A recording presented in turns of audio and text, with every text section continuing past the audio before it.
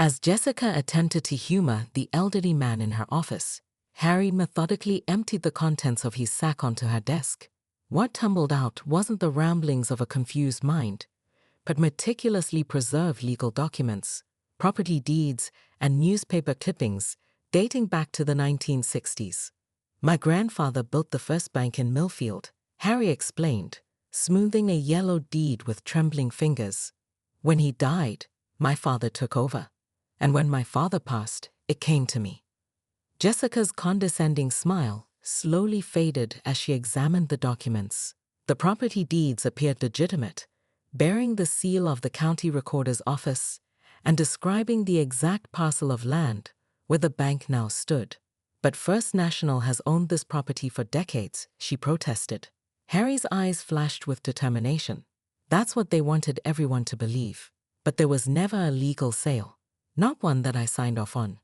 As Jessica excused herself to make a phone call to the bank's legal department, Harry gazed out the window at the town square, his mind drifting back to 1972, the year everything changed. The year of the fire that destroyed the original Winters Bank building. The year his beloved wife Martha fell ill. And the year that Millfield Banking Corporation mysteriously acquired a prime piece of real estate while its rightful owner was too consumed by personal tragedy to notice. Rebecca's investigation began in the dusty archives of the Millfield Gazette. Hours of research revealed a suspicious pattern in the months following the bank fire. While Harry was consumed with his wife's cancer treatment, a series of legal notices appeared in the classified section of the newspaper, announcements so small and so buried that they were practically invisible. They were fulfilling the legal requirement to publicly announce the property transfer. Rebecca explained to Harry as they sat in his modest home, surrounded by old photographs of the original Winters Bank, but they made sure you wouldn't see it.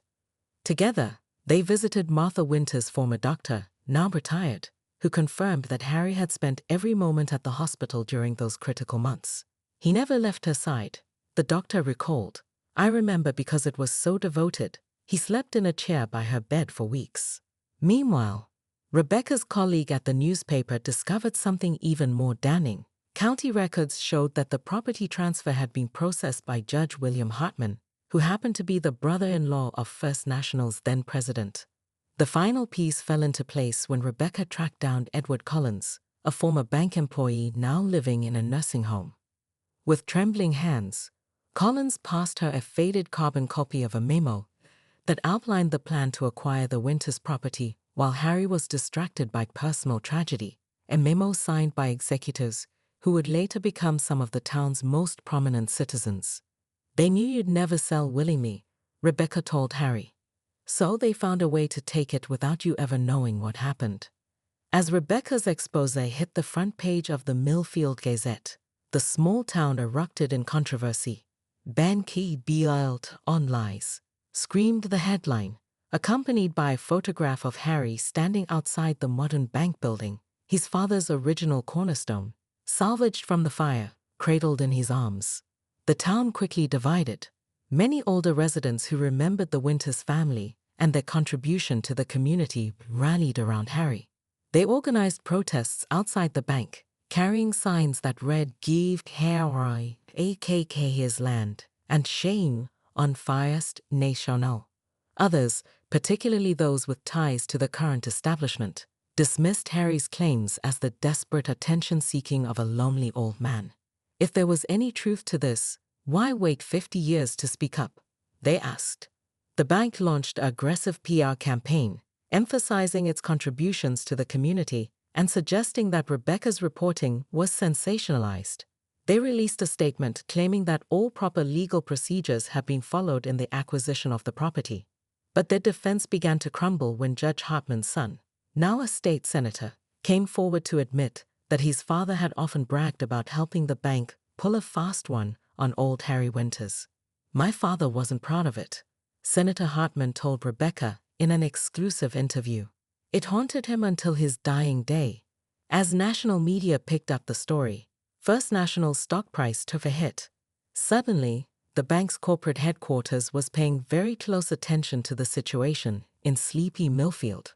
4 months after Harry first walked into the bank with his sack of documents, he found himself in a courtroom, facing off against a team of corporate attorneys. The judge, carefully selected from another county to avoid any appearance of local bias, reviewed the evidence presented by both sides. Rebecca sat in the front row, notebook in hand, as Harry took the stand. Despite his age, his testimony was clear and compelling. He described building a life with his wife Martha, their dreams for expanding the family bank, and the devastating 1-2 punch of the fire, and Martha's diagnosis that had left him vulnerable. "I just want the truth to be known," Harry said, his voice breaking slightly. "Martha and I poured our lives into this town. We deserved better than to be deceived and robbed while we were at our lowest." The bank's defense relied heavily on statute of limitations arguments and claimed that too much time had passed for the original documents to be considered valid. But their case was severely undermined when Rebecca produced affidavits from 3 former bank employees who confirmed the deliberate scheme to acquire the property while Harry was preoccupied with his wife's illness. After 2 weeks of testimony, the judge delivered a stunning verdict. While too much time had indeed passed for Harry to reclaim ownership of the property outright, the court found clear evidence of fraud and deception. First National was ordered to pay Harry the current market value of the land, approximately $2.7 million, plus interest dating back to 1973. As news of the verdict spread through town, spontaneous celebrations erupted.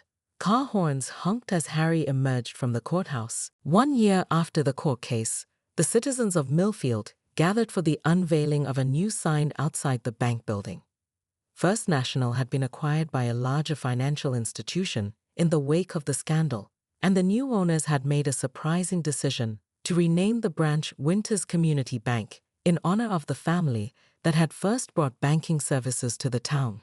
Harry, now 84, stood proudly at the podium, using his substantial settlement money not for personal gain, but to establish a foundation dedicated to preserving Millfield's history and supporting small businesses in the downtown area. The Harold and Martha Winters Historic District now encompassed the blocks surrounding the bank, protecting the town's architectural heritage from development. "Martha always said that a community is only as strong as its memory," Harry told the assembled crowd. "Today, we reclaim a piece of our collective memory that was almost lost." Rebecca Santos, who had parlayed her investigative work on Harry's story into a job offer from a prestigious national newspaper, sat in the front row. She had declined the position, choosing instead to continue her work in Millfield, uncovering other forgotten stories that shaped the town's identity. As Harry cut the ribbon on the newly renamed bank, he reflected on the journey that had begun with his determined walk through those same doors, sack in hand. The truth had finally come out, and with it came not just personal vindication, but a renewed sense of community integrity. "Some might say justice delayed is justice denied," Harry said, looking out at the faces of his neighbors. "But I believe that as long as there are people willing to listen to an old man with a sack full of papers, people willing to question what they're told and dig for the truth, then justice is always possible." The crowd erupted in applause as Harry turned to shake hands with the new bank manager, a young woman who happened to be the granddaughter of Edward Collins, the former employee whose evidence had helped Harry win his case. In her hands, she held the original cornerstone of Winters Bank, now restored and ready to be installed beside the main entrance. The cycle had come full circle. The truth had prevailed, and Harold Winters, once mocked as a confused old man, would forever be remembered as the keeper of Millfield's conscience. Within hours of Harry's appearance, the bank's regional director, Thomas Blackwell, arrived from the city with 2 attorneys in tow. Their hurried entrance and grim expressions did not go unnoticed by the bank staff, who had begun whispering among themselves about the old man's claims. In a conference room upstairs, Thomas confronted Harry directly. "Mr. Winters, these documents are interesting historical artifacts, but they hold no legal weight today. First National Bank acquired this property through proper channels in 1973. Harry remained unfazed. "Show me the bill of sale with my signature then." The attorneys exchanged uncomfortable glances. "Records from that period are archived off-site," one of them said smoothly. But I assure you, everything was done legally. I was never paid a dime, Harry insisted. I was caring for my dying wife when your bank swooped in and took advantage. Thomas offered a settlement, a goodwill payment of $25,000 to end the matter quietly. When Harry refused, the meeting ended with thinly veiled threats of a lawsuit for harassment and trespassing.